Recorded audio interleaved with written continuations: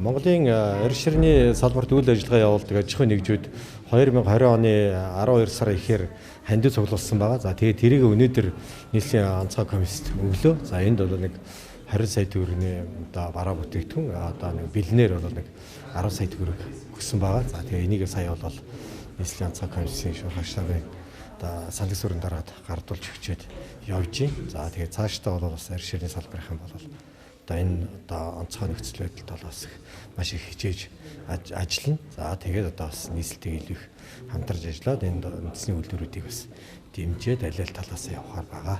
Тэгээд эрс ширний үйлдвэрлэлийн одоо салбарт бол одоогоор нэг 120 гаруй аж ахуйн нэгж бэлэн бүтээгдэхүүн үйлдвэрлэгчд байдаг. За нэг 30-аад боловсруулах үйлдвэрүүд байдаг.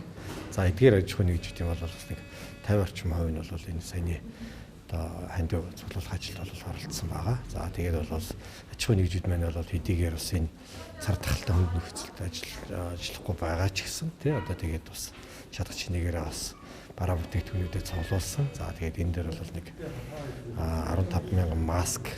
За тэгээд одоо яг одоо үндэсний үйлдвэрүүдийн хүчний байгууллагуудын гуталнууд, за сахин биелий, нэхий биелий, за тэгээд одоо нэхий оловч зэргийн бараа бүтээгдэхүүнүүдийг хандсан.